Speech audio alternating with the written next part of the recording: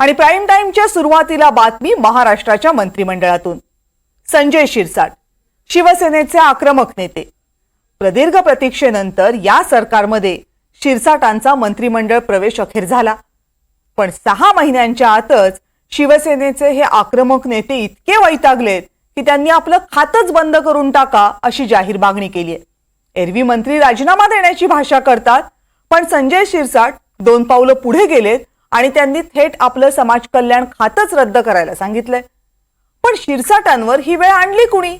अगदी शिरसाटांच्याच भाषेत सांगायचं तर ती वेळ आणली आहे महाभागांनी आणि शकुनी मामांनी। बरं, हे महाभाग आणि शकुनी मामा कुणी बाहेरचे नाहीयेत, ते तर सरकारमध्येच बसलेत। पण संजय शिरसाटांची अडचण अशी आहे की सरकारमध्ये असल्यामुळं त्यांना त्यांचं नावही घेता येत नाहीये आणि थेट टीकाही करता येत नाहीये। त्यामुळे आपल्या खात्याचे विरोधक समोर दिसतायत खरे, पण तरीही शिरसाटांना आपली तळपती तलवार मात्र म्यान करावी लागते। तुम्हीही बघा शिरसाट नेमकं सांगतायत तरी काय। या फायनान्स मधले बसलेले शकुनी आहेत। या शकुनीने केलेलं हा काम आहे। किंवा त्या खात्यामध्ये पैसे खर्च करायचे नसतील, ते खातं बंद केलं तरी चालेल। परंतु फायनान्स डिपार्टमेंट आहे ना, ते आपली जी मनमानी चालवतंय की या खात्याचा कायदेशीररित्या तुम्हाला कोणताही निधी वर्ग करता येत नाही, कट करता येत नाही। अजित पवारांना आणि त्यांच्या खात्याला शकुनीची उपमा देणारे शिरसाट का भडकले आहेत हे जरा जाणून घ्या। सामाजिक न्याय विभागाची गरज आहे 29,500 कोटी रुपये। त्यांना तरतूद केली गेली 22,658 कोटी रुपये। पण त्या तरतुदीतून लाडक्या बहिणीचे वजा केले 3,960 कोटी, घरकुल योजनेसाठी वजा केले 1,485 कोटी, बळीराजा वीज सवलतीसाठी वजा केले 1,320 कोटी आणि मूळ विभागासाठी उरले फक्त 15,893 कोटी। आदिवासी खात्यामध्ये निधी का वर्ग करतात? ते खातं कशासाठी निर्माण झालंय? सामाजिक कल्याण खातं कशासाठी निर्माण झालंय? काहीतरी त्याला बेस असेल का नाही? काही नॉर्म्स आहेत का नाही त्याचे? इतर खात्यातून पैसे वर्ग करता येत नाहीत, इतर खाते नाहीत। परंतु हे असं मला ते पटलेलं नाही, हे मी स्पष्टपणे सांगतो। मुख्यमंत्र्यांशी जेव्हा चर्चा होईल त्यावेळेला याच्यातून योग्य तो मार्ग आम्ही काढू। संजय शिरसाट यांची कालची भाषा आज सौम्य झालेली असली तरी तक्रार कायम आहे। लाडक्या बहिणीला आमचे पैसे का? आमच्या विभागाचे पैसे आम्हाला द्या।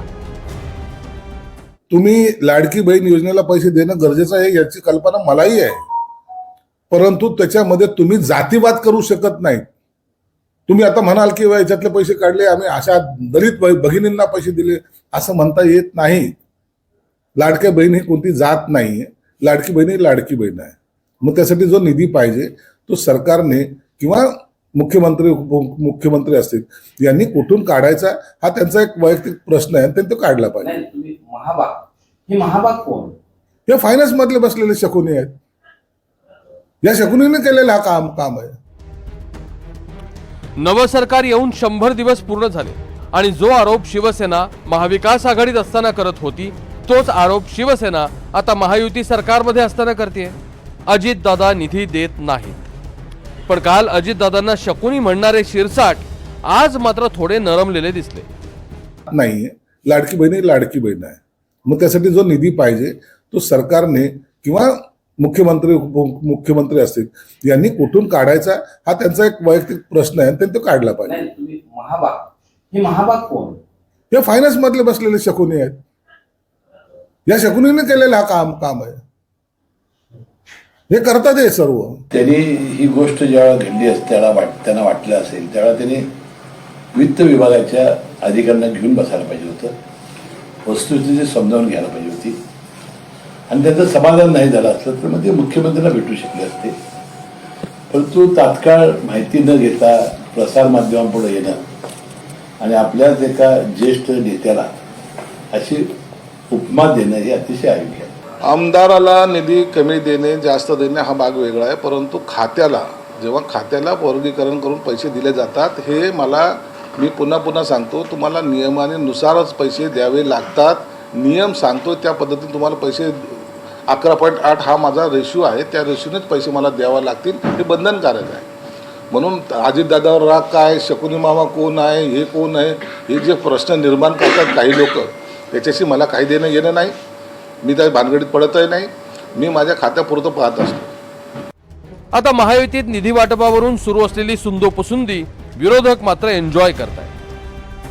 जर ते अजित पवारांना शकुनी म्हणतात, त्यांची कामं होत नाही म्हणून, त्या सरकारचे मुख्यमंत्री कोण आहेत?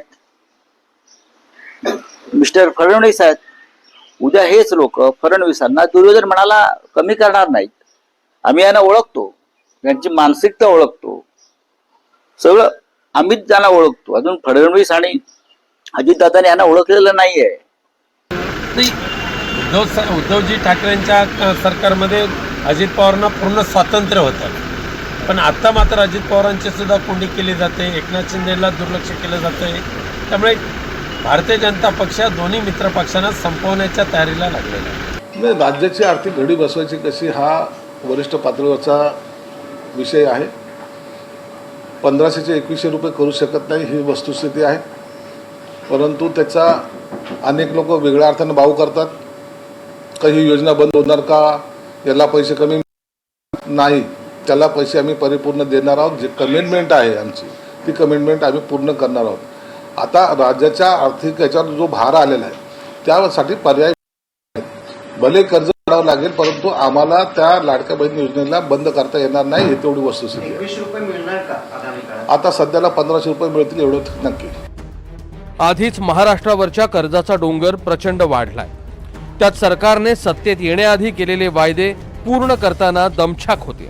गेल्या 11 अर्थसंकल्प अजित पवारांनी मांडले, पण एकही वर्ष असं गेलं नाही जेव्हा शिवसेनेनं आक्षेप घेतला नाही.